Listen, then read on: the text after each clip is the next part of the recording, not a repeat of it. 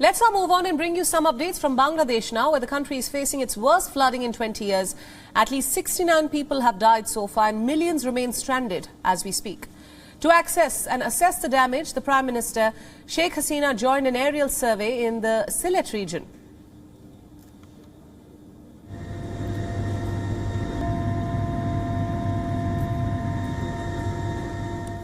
Relief operations and evacuations are underway, but the authorities are struggling with the aftermath, as currently 9.5 million people are stranded without food and drinkable water.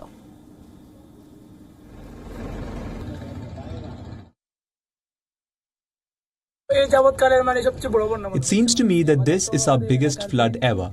Our homes were all flooded. All the furniture in my shop was washed away.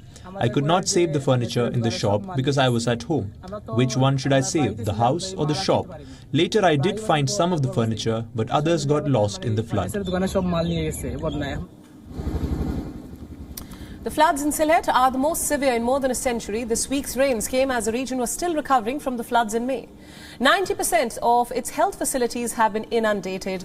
Apart from the food shortages and unhygienic living situations, the stagnant floodwater is attracting diseases.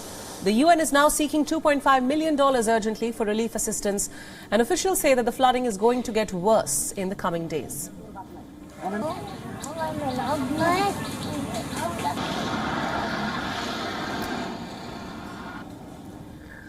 The floods were triggered by monsoon rains. Bangladesh is mostly flat and low-lying, so the country is no stranger to short-term flooding. In fact, they prove to be good for farming as well. But with climate change at play, the rate of rainfall has increased more than anticipated. Almost 26% of the nation's 160 million people live in coastal regions, who have now fallen vulnerable to climate change.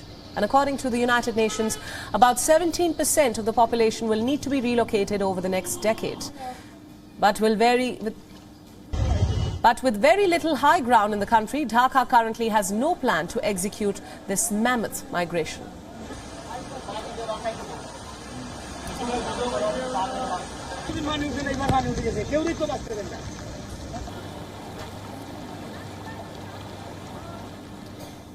WION World is now available in your country. Download the app now and get all the news updates on the move.